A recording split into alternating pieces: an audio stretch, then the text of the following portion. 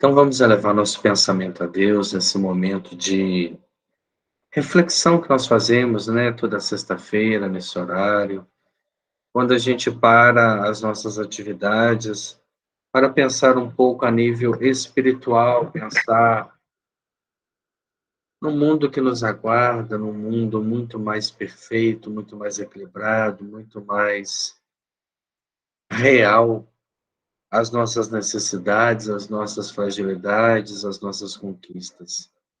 Então vamos elevar o pensamento ao nosso Pai Celestial nesse momento, pedindo a Ele que nos abençoe, que nos fortaleça, que nos dê muita confiança, muita certeza, que juntos nós conseguiremos vencer todas as dificuldades que nos envolvem, conseguiremos também alcançar o entendimento das propostas que são colocadas para nós através dos desafios que a vida nos oferece.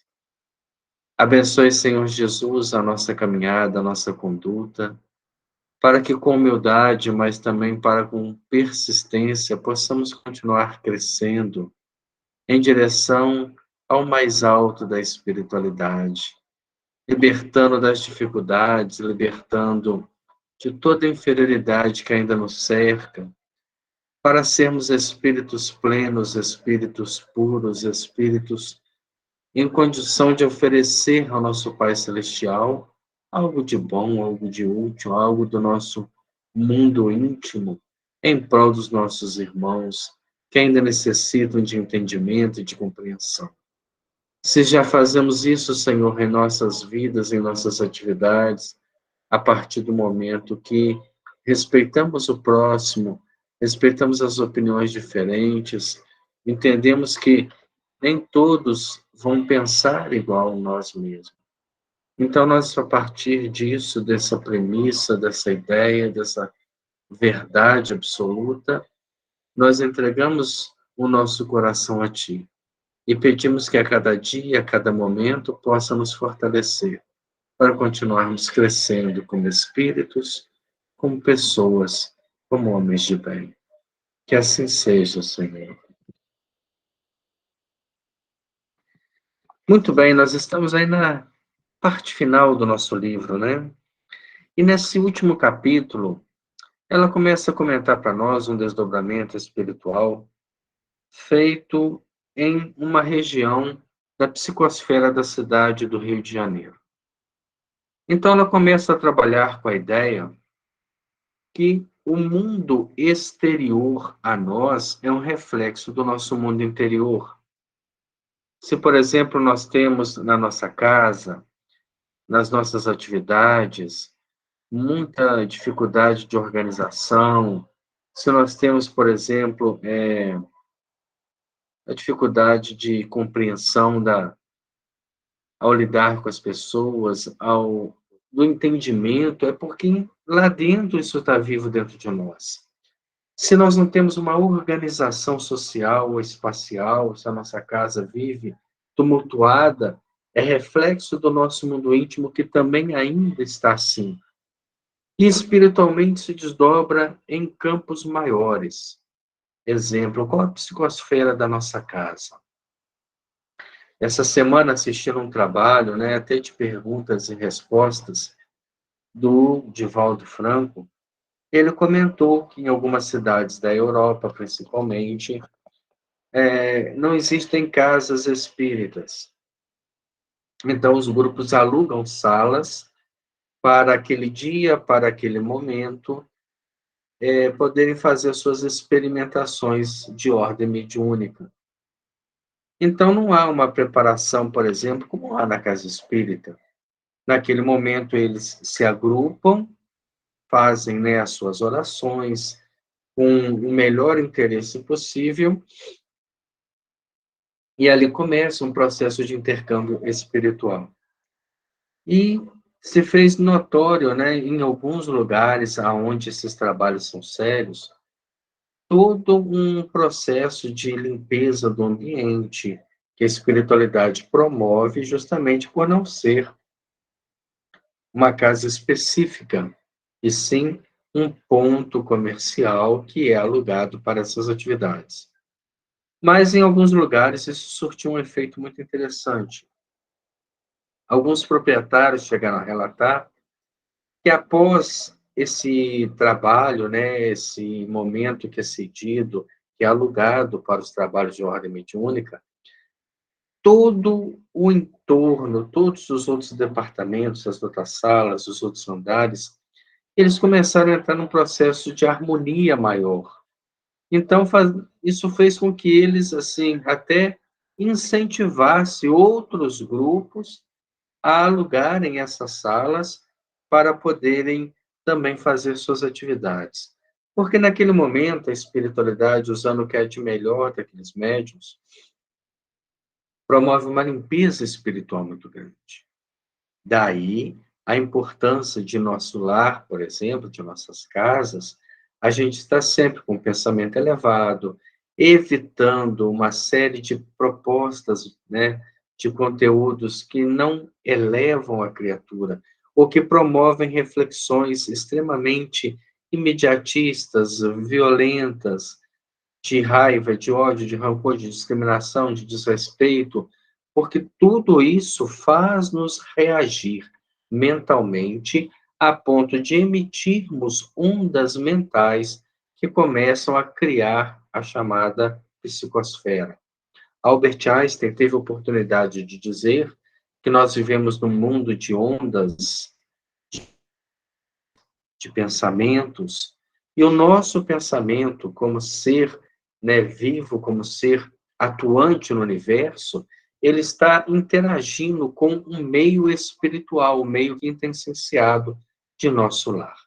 Então, quando eu despreocupadamente assisto qualquer tipo de proposta, ou leio, ou vejo na internet, ou converso algo sem nenhuma utilidade, isso faz com que aquela conversa, aquela reflexão comece a se corporificar, comece a tomar forma, e aos poucos ela vai fazendo parte da psicosfera daquele lar.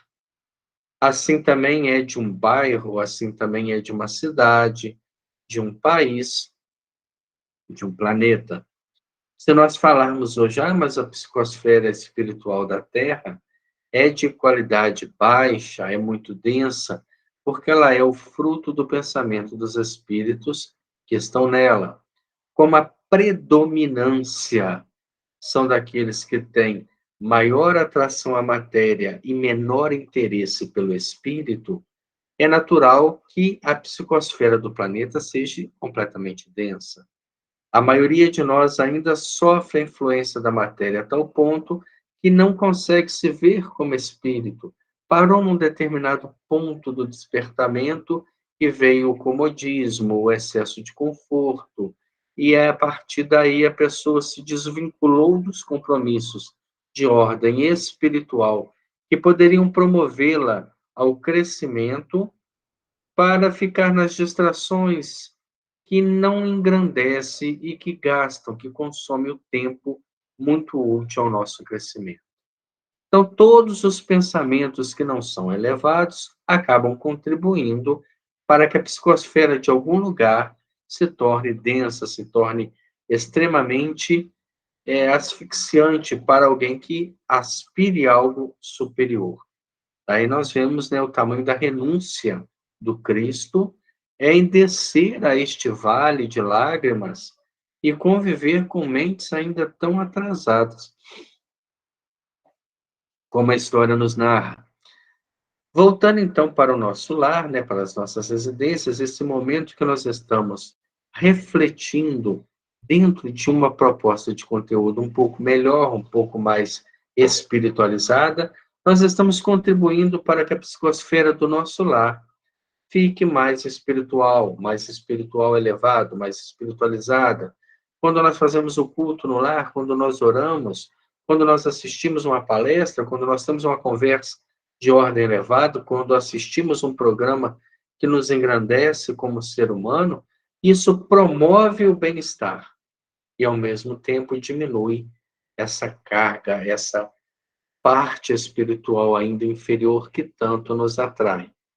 E ela, né, fez aquela pergunta, aquela indagação lá que dá o motivo de todo esse capítulo, porque que muitos espíritos, mesmo depois de desencarnados, não se desvincularam a ponto de muitos não se reconhecerem como espíritos, acreditam que estão dando sequência na própria encarnação.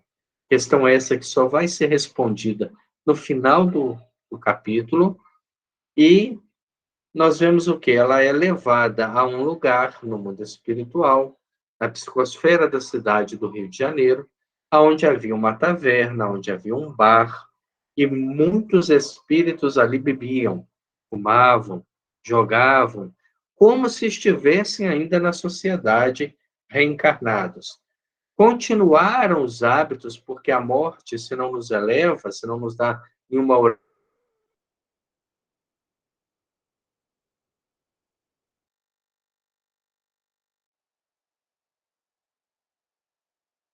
luz também,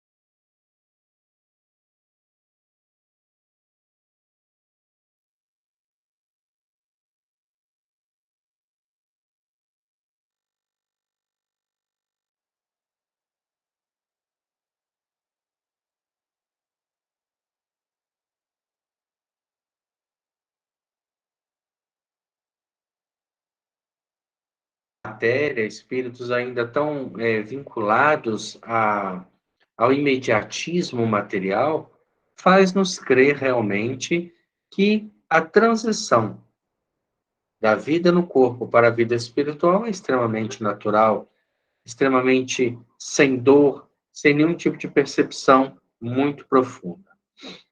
Ela parou justamente nesse ponto, quando ela perguntou: mas será que esses espíritos que estão aí bebendo, se divertindo, se agredindo, né, entrando num estado de consciência alterado, promovido pelo alcoolismo no mundo espiritual que existe com fartura, a partir daqueles que plasmam com o pensamento, não são aqueles que são os sugadores do fluido vital, que ficam aí, né, perambulando pela rua, procurando e obsidiando bêbados. Esses promovem o seu próprio sustento de nível inferior. Será que estes aí também acreditam que estão encarnados? E o espírito, né, o instrutor diz, claro que não. Esses, pelo seu tipo de vida, pelo apego à matéria, pela realidade que viveram, foram daqueles que acompanharam, né, toda a decomposição do corpo. Então, eles têm certeza que desencarnaram.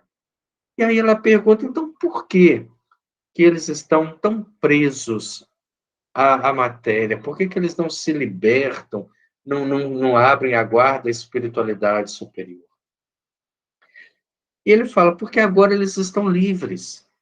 Imagina eles encarnados, pessoas viciosas, mendigos, sem nenhum tipo de recurso. Muitos dormiam na rua, outros em casebres, em guetos, em favelas, e agora eles estão livres, eles escolhem as casas que querem ficar, dormem nos lares mais confortáveis, nos hotéis mais luxuosos, porque nada é barreira que impeça. E aonde houver uma conexão mental, eles adentram. Então, adentram a intimidade de casais que são invigilantes, adentram as casas que têm hábito, né, da bebida, do cigarro, da conversação sem proveito, da maledicência, e ali eles se sentem convidados a permanecer porque a ambiência lhes é favorável. Então, agora eles têm muito mais do que tinham quando estavam encarnados. Não querem abrir mão dessas frivolidades. Refletindo, paramos nesse ponto. sobre o perispírito, impressionando-lhe a mente, atuam sobre as sensações. Essa repercussão dava um resultado às vestes sórdidas com que nossa visão os via trajado. Então ela começou a observar que as roupas que eles trajavam tinham muito da característica, né, daqueles cadáveres, daqueles zumbis, roupa tudo decomposta, tudo rasgada, tudo apodrecida, porque há um reflexo ainda perispírito e matéria. E todos se unificavam pelo mesmo baixo nível de moral, a despeito das diferentes posições sociais que alguns deles haviam ocupado na Terra. Mesmo naquele meio sórdido, haviam espíritos que haviam ocupado altos cargos, porque não é aonde o espírito está que o dignifica, mas é o que ele faz aonde está. Não é a religião que ele tem que o torna melhor, mas o que ele faz com a fé que professa. Então, mesmo nessas regiões mais infelizes, mais inferiores, nós vamos achar altos cargos sociais, governadores, políticos, administradores, empresários, médicos, pessoas totalmente desconhecidas, outros que foram sem nenhum tipo de reconhecimento sobre a Terra, mas que se equivalem no mundo espiritual pela lei de sintonia. Um deles, que parecia ébrio, sentado sobre a mesa, que os demais rodeavam, e com os pés descansados sobre o assento da cadeira, onde deveria estar sentado, e sapateando sobre ela enquanto cantava e tamborilava com os dedos numa garrafa, para se acompanhar na cantiga que entoava, disse de súbito, mal-humorado. Perdão, eu pulei uma partezinha aqui, ó. Ao nos distinguirem, quando ela é reconhecida, né, quando ela está chegando lá na taberna e ela é vista por esses espíritos, eles nos saudaram com alegria e convidaram-nos a beber. Naturalmente, recusamos, como recusaríamos igual convite de encarnados. Não tinha o hábito da bebida. Então, ela agradeceu o convite, mas recusou. Fizemos, porém, cortesmente, agradecendo a atenção. Ela falou, não, muito obrigado pelo convite, mas eu não bebo. Um deles, que parecia ébrio, sentado sobre a mesa, com os pés sobre a cadeira, que tamborilava lá na garrafa, disse, se não bebes, sua idiota, que viestes fazer aqui? Vai-te, desmancha prazeres. Vai-te antes que eu amante para o inferno com um soco. Vai-te antes que eu te quebre o braço ou a perna com um encontrão, ou a cara, tanto faz. Então, aquele espírito que parecia ébrio, que parecia mais lúcido, vendo que ela não sintonizou com eles de imediato, pela recusa ao convite da bebida, começa a agredir verbalmente. E ela, muito segura do amparo espiritual, disse: sorrimos com aquela agressão, ouvindo-o segura como estávamos da presença do guardião a quem não víamos, mas sentíamos junto a nós. E ela responde: vem apenas visitá-los, pois somos irmãos à frente de Deus. Pareceu não ouvir. E acreditamos que tudo quanto pudesse dizer no intuito de doutriná-los seria em vão. Nós não estamos à caça daqueles que querem despertar espiritualmente. Nós estamos abertos àqueles que querem. Sair de uma reunião e ir para dentro de um bar, doutrinar aqueles que estão felizes ali dentro, não vai surtir efeito. Mas estar receptivo a todos aqueles que batem a porta é o dever moral. Nada entenderiam, nada assimilariam, pois eram criaturas de má vontade. cegos e não desejavam ver. Entretanto, o que falar ainda, dirigindo-se a nós, disse: Olha, tens o braço quebrado? Como quebraste o braço? Estás com o braço partido, foste atropelada? Quando? Hoje? Sim, serás atropelada amanhã. Partirás o braço, dará entrada no hospital. Estarei lá para te assistir e consolar. Partirás o braço, serás atropelada amanhã.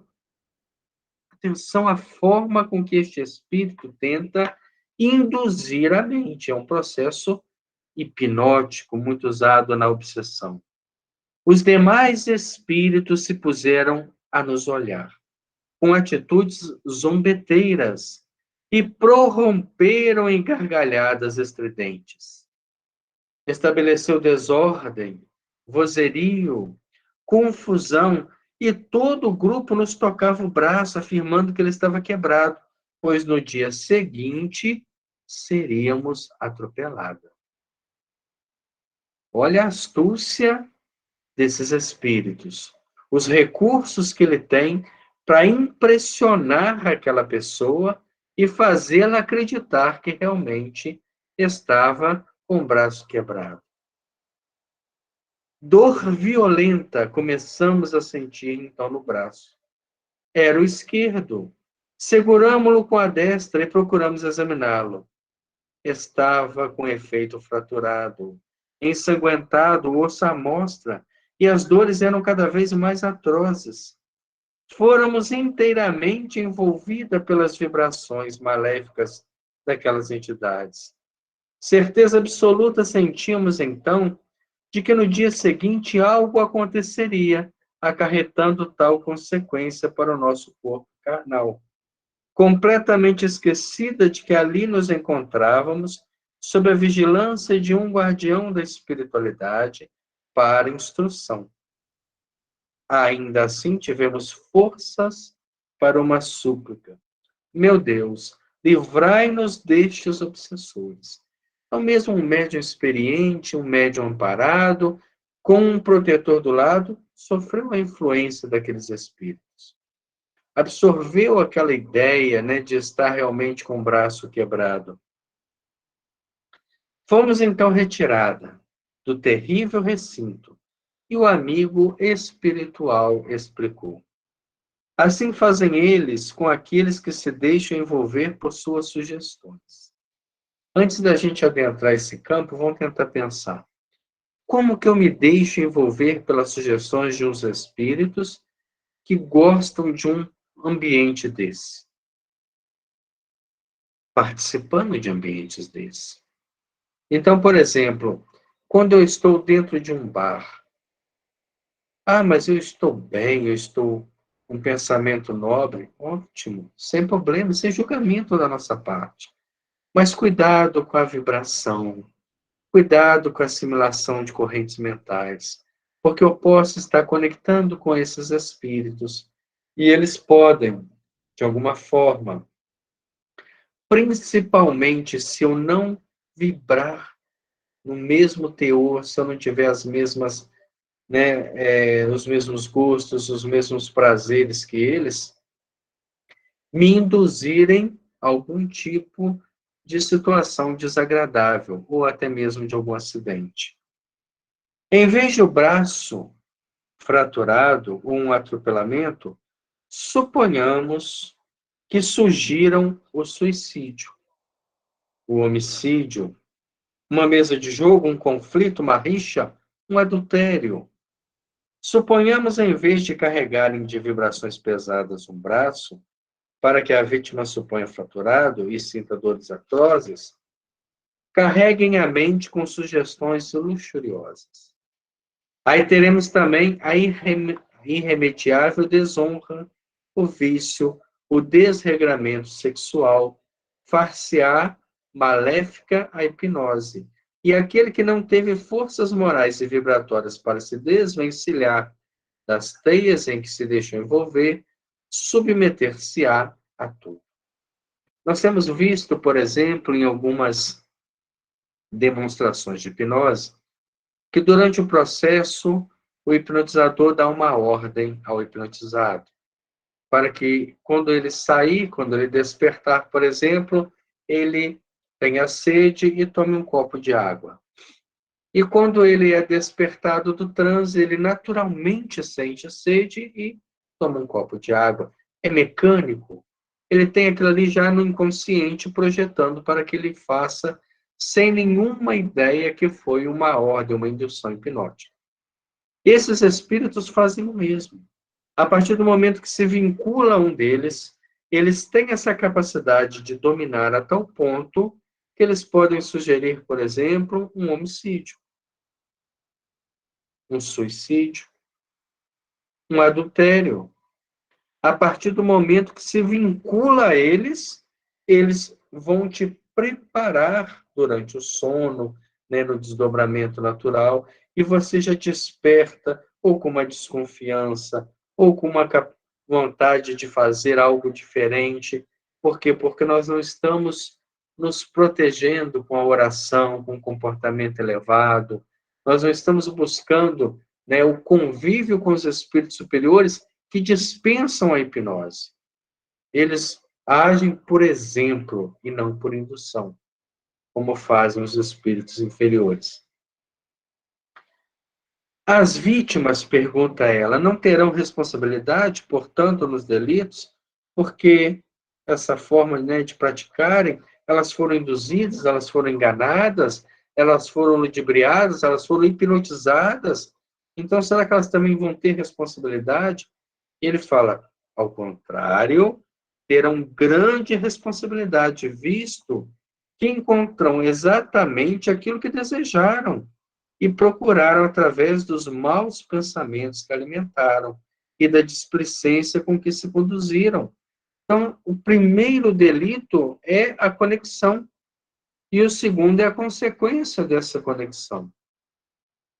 Pois que se não fossem igualmente inferiores, tais como os ditos perseguidores, seus espíritos não se acompliciariam com eles durante o sono, nem aceitariam suas sugestões, por assim dizer, hipnóticas. Então, não sabes que os afins se procuram? E aí a gente pergunta, para onde estou indo nas horas de sono? Basta eu ver meu dia. Faça uma análise do momento que você acordou até o momento que você vai se entregar ao sono. Quantos momentos você passou com um pensamento mais elevado, otimista, trabalhando produtivamente, desejando bem, evitando falar no mal, evitando as coisas mundanas, sem julgar as pessoas? Porque se eu consigo passar mais tempo nisso, naturalmente, a predominância que eu tenho vibracionalmente é superior.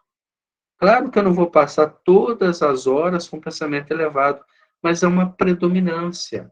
Agora, se eu passo a maior parte do meu tempo com os interesses mais baixos possíveis, frequentando ambientes pesados, buscando induções mentais de baixo teor, seja na vibração, seja na televisão, na internet, na conversa, no julgamento, os meus pensamentos, né?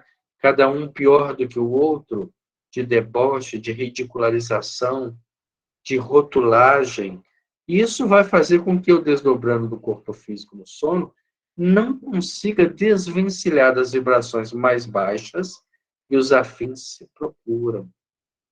Eu vou encontrar aqueles que estão alimentando todas as vinculações inferiores do meu dia, que vão absorver minha noite, que vão sugar minha energia mental, a energia vital, e eu desperto mais desgastado do que quando eu adormeci. Então, a gente vai, renova a energia através do sol, do ar, da respiração, da alimentação, mas continua vinculado a esses espíritos e vai chegando um ciclo e vai nos adoecendo profundamente.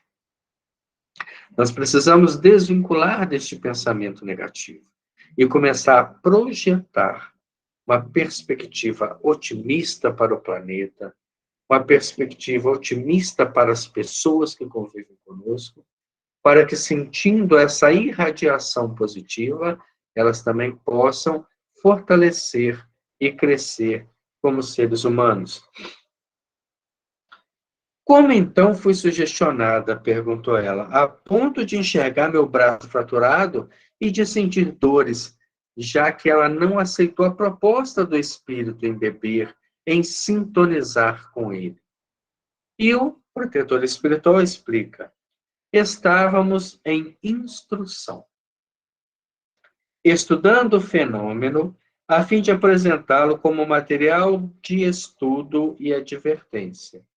E por isso eu permiti que te envolvesse em certa onda de vibração por eles emitida.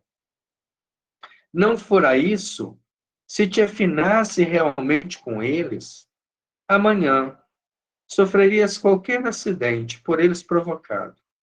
Talvez mesmo o atropelamento e terias fraturado o braço. Eles sabem preparar o laço para os incautos, mas porventura ainda sentes o braço magoado? Olhamos, surpresa, e sob a salutar influência do guardião espiritual, tudo havia desaparecido de nosso braço perispirítico. Não obstante, voltamos à indagação. E não existirá um meio de retirar tais entidades do seio da sociedade, para que nós, humanos, obtenhamos um pouco mais de serenidade para viver e trabalhar cuidando do nosso progresso?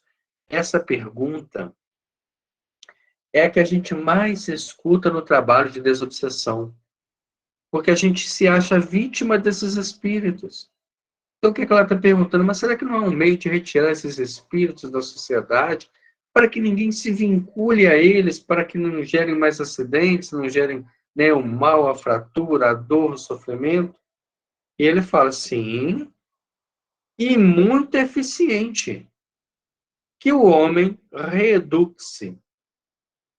Está aí, ó, a resposta para a desobsessão. Ah, eu estou padecendo de uma obsessão tremenda. Reeduque-se. Muda o seu pensamento, corta a frequência. Se você não quer assistir o canal do 10, você vai lá e toca para o canal 11. Estando no canal 11, o canal 10 não funciona. Não é transmitido. Você não recebe a transmissão dele.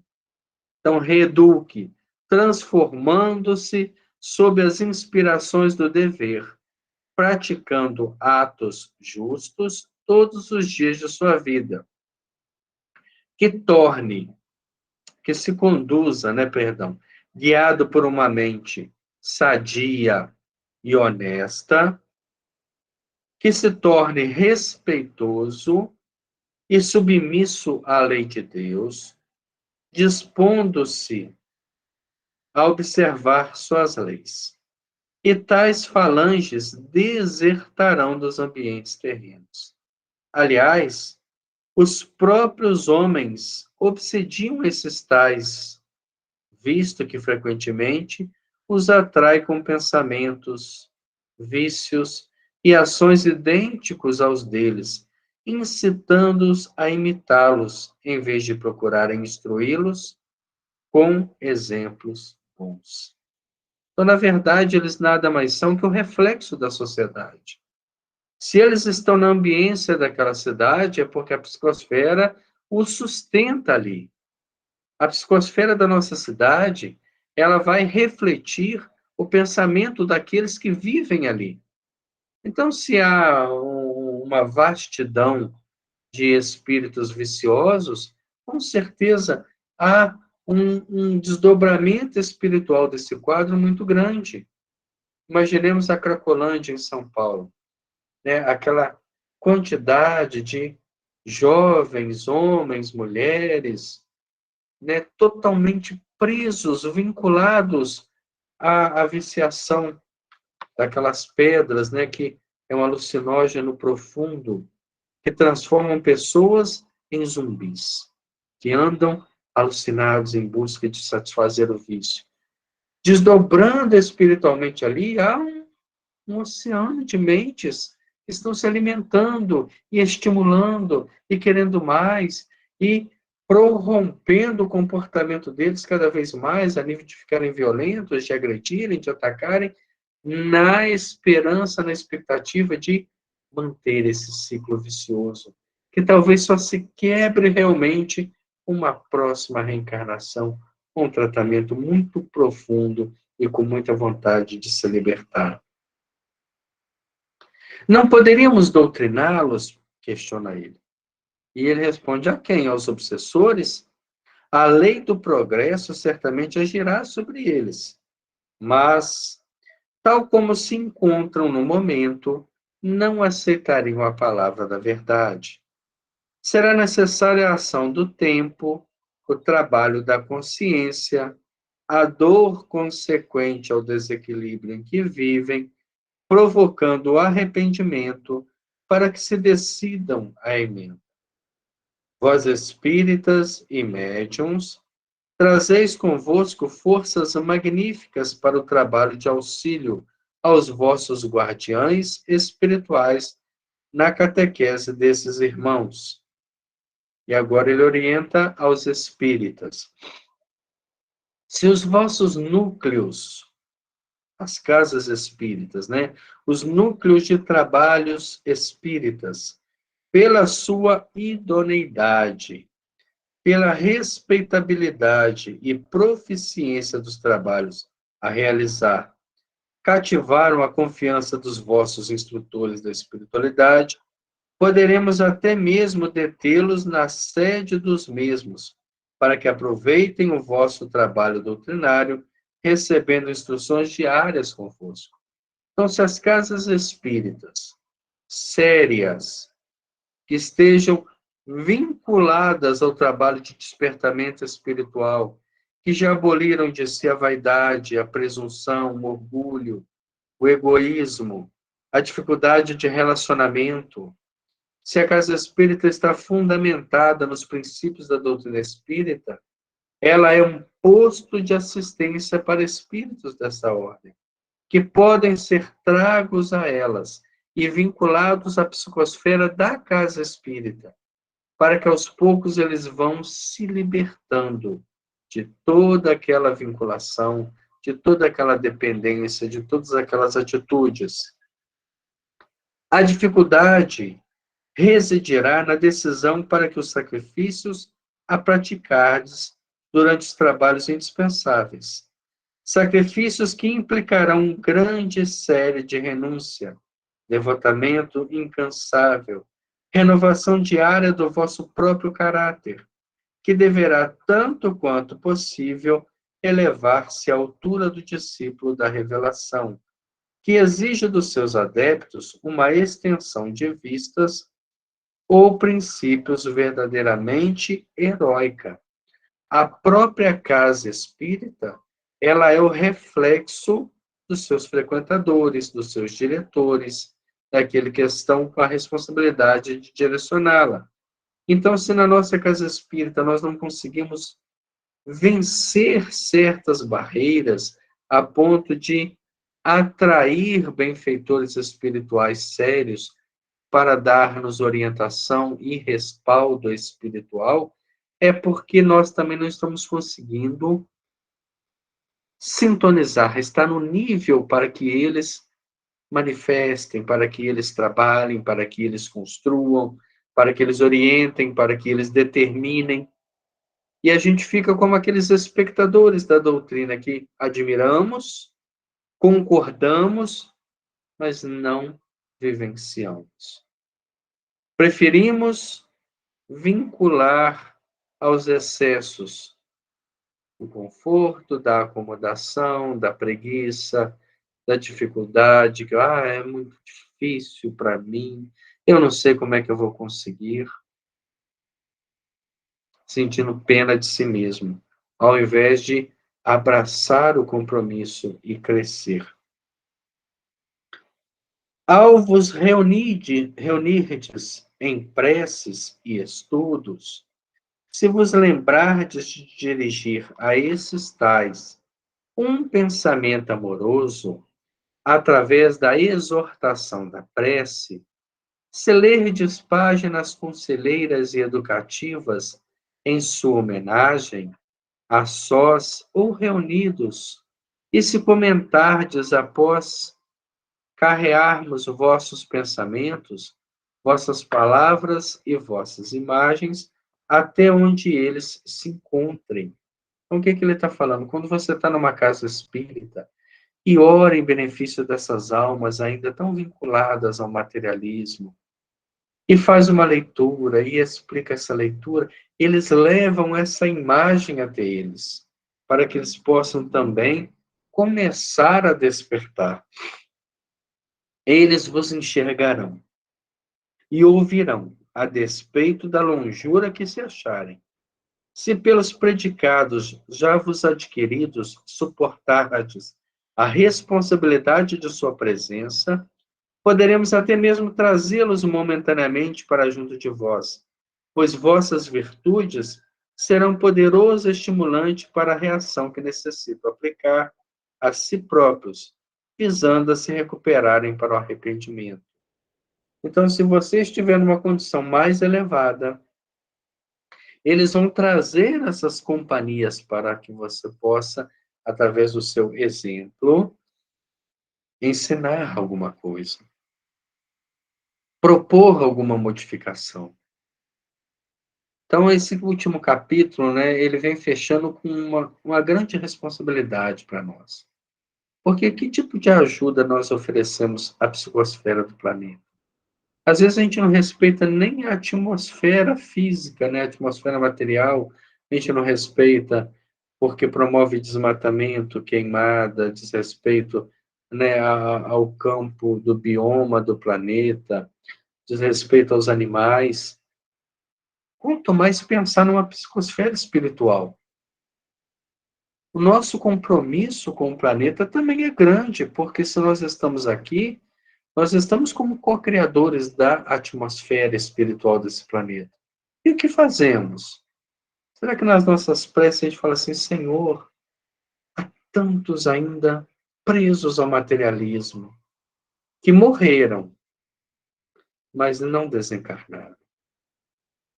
Estão aí vinculados ao vício, ao sensualismo, à gula, à maledicência, aos prazeres imediatistas. Quem sabe, Senhor, através de uma leitura que possa ser levada até eles, a gente possa levar uma pequena reflexão. E de pequena em pequena reflexão, aos poucos, eles vão tornando-se mais acessíveis ao trabalho da espiritualidade. Ainda que contra a própria vontade, serão obrigados a vos ver e ouvir, pois este fenômeno está na lei natural. É tão normal e comum como as chuvas caírem no verão, as quais alegrarão a alguns e aborrecerão a outros, mas que todos terão de suportar, porque se trata de um fato natural inevitável. Então, a visão desse mentor espiritual é muito bonita. Há pessoas que, quando armam aquelas chuvas de verão, né, aquelas chuvas torrenciais, eu fico fascinado com a natureza. Até pessoa que tem medo, que não gosta, que reza para passar depressa, mas é da natureza do planeta. Nós devemos respeitar. Assim, agrada a uns, desagrada a outros. E o fato de você orar e ler para os... como a Dona Ivone fazia muito isso para os suicidas, né? Procurava nos jornais aqueles que haviam suicidado, escrevia o nome no caderno, e à noite, no silêncio do seu quarto, ela lia para todos eles, ela orava, ela chorava junto, e ela foi diminuindo o sofrimento de muitos espíritos com essa atitude. Com o tempo, se fordes perseverantes na vossa atitude de amoroso auxílio, olha o que ele está falando para nós. O efeito será satisfatório. Nossa dedicação conjugada com a vossa beneficiará de tal forma os pobres delinquentes que a boa vontade para a emenda bem cedo raiará. Nova encarnação se delineará para eles, oferecendo-lhes meios mais rápidos de expurgos conscienciais. E daí para o futuro não será tão difícil a caminhada para a regeneração total. Então escolhe na sua noite, né? Ah, meu Deus, eu vou começar a orar para os viciados, para esses jovens que estão na Cracolândia. Ao invés de a gente falar assim, ah, tinha que internar todo mundo, há aqueles imediatistas que acham, não, tem que matar todo mundo. Para os que estão nos presídios, orar por eles, para os que estão nos manicômios, para diminuir o sofrimento, para que aquela leitura que eu faço, né, eu pego a leitura do Evangelho, peço, Senhor, transmita a eles em desdobramento, porque da mesma forma que eles estão ali encarnados, há uma projeção espiritual. Um presídio, por exemplo, você tem encarnados e desencarnados vinculados ali, presos àquela ideia, estimulando ódios, vinganças, perseguições, assassinatos. Então, pega uma leitura e fala assim, ó, a partir de hoje, antes de dormir, o meu compromisso está com esta classe de espíritos. Então, eu vou ler e vou pedir a Deus que eles possam refletir, que eles possam pensar nas atitudes que levaram a eles a esta realidade. E a vida, ela é matemática. Aquilo que eu faço, eu tenho de volta, é a lei de ação e reação. Mas se eu mudar agora, eu posso ainda ter uma colheita diferente. E é um exercício que vai nos dar crédito com a espiritualidade a partir do momento que nós passamos a ter utilidade para eles e, ao mesmo tempo, a caridade com os nossos irmãos que estão aí na parte mais frágil da sociedade. Podereis explicar-nos agora por qual razão pela qual alguns irmãos desencarnados passam, às vezes séculos, supondo-se vivos, ou antes, habitantes ainda da Terra no corpo carnal, onde reside o mecanismo de tal fenômeno? A pergunta que gerou o capítulo, né? Ela faz justamente aí no final. Ele, sem, né, parecer admirado com tal pergunta, o guardião respondeu: em primeiro lugar, o fato ocorre porque suas ideias quanto ao mundo espiritual eram bem diferentes daquilo que o cerca após a morte. A maioria foi educado sob a sombra do cristianismo, que trazia uma ideia folclórica de um céu, inferno e purgatório, e não de uma continuidade da vida tão parecida a ponto de ser confundida com a realidade material. Ao passo que se sentem mais vivos, mais vibráteis do que se sentiam quando humanos. O fato de ter deixado a canga do corpo físico dá a muitos uma sensação de alívio, de leveza, de bem-estar, já não sentem tantas as dores, as dificuldades. Então, para eles, agora estão muito mais vivos do que estavam. Em segundo lugar, porque são teimosos, retrógrados, cegos, que não querem ver, ou seja, são senhores da própria vontade para aceitar ou rejeitarem este ou aquele fato, tal como eram na Terra. Então você vira para ele e fala assim, meu amigo, você já deixou o corpo físico? Ele fala, não, de forma nenhuma. Eu estou me sentindo vivo, eu coloco a mão em mim, eu sinto o coração batendo, eu respiro, eu tenho fome, eu tenho necessidades fisiológicas, eu continuo encarnado, eu estou vivo. E não aceita uma nova realidade, porque essa dimensão espiritual, ela é muito próxima à Terra. Quando nós vamos para as colônias espirituais, aí já há uma diferença de construções, né? Uma diferença arquitetônica, uma diferença de alimentação, de vida social, de atividades, de compromissos. Mas nas regiões infelizes, nas regiões inferiores, a vida é uma extensão, não é diferença. Então, aquilo que se fazia quando encarnado, se faz quando desencarnado. principalmente quando não se abre a uma perspectiva nova, de uma nova vida, de uma nova realidade. Não obstante, existem causas múltiplas no mecanismo que inventastes para complicar o acontecimento ou o ensinamento, que os códigos da revelação espírita já ofereceram aos atentos.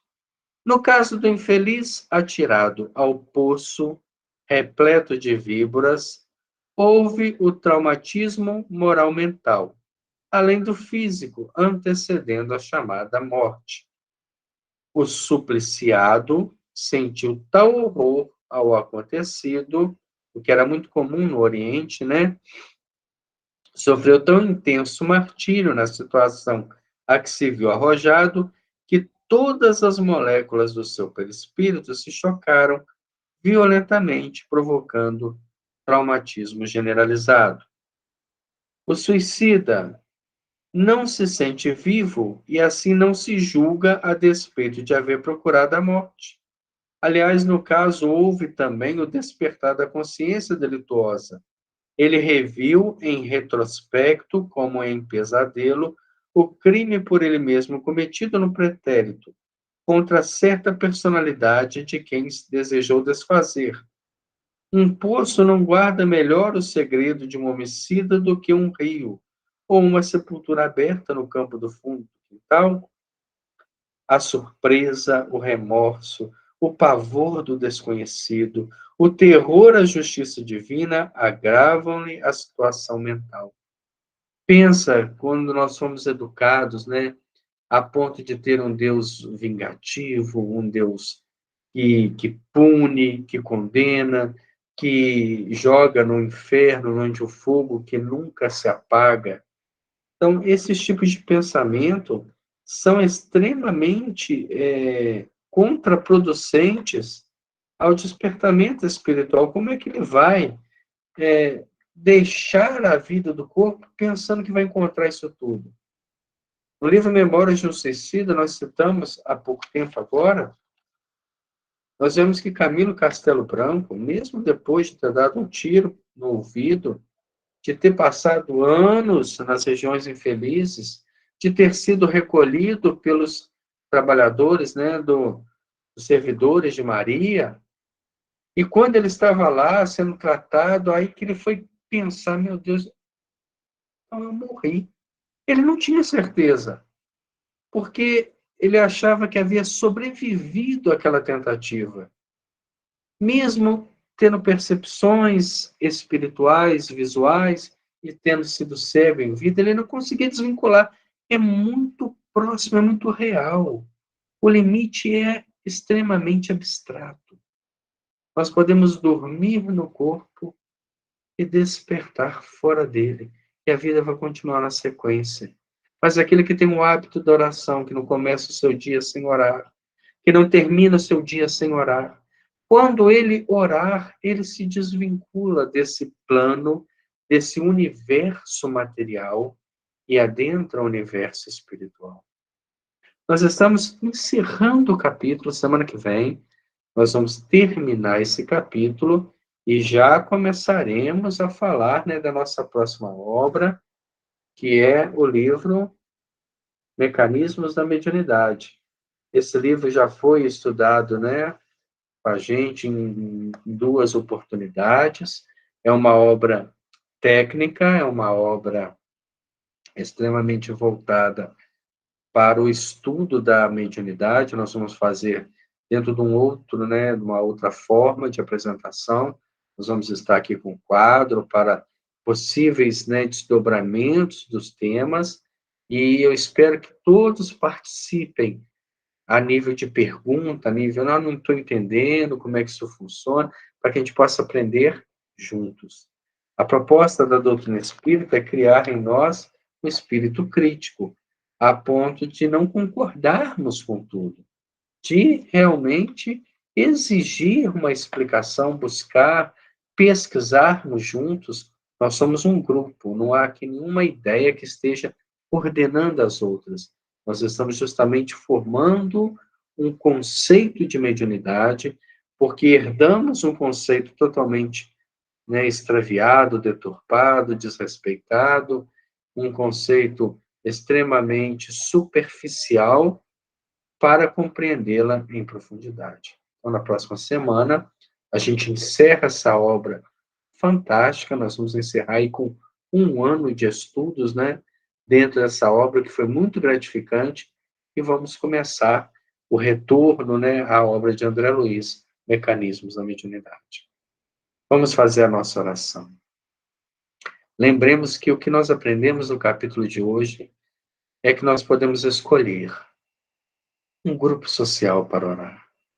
O nosso estudo, né, de sexta-feira, nós escolhemos o Lar Cristão Paulo de Tarso. Ele é o foco da nossa vibração final.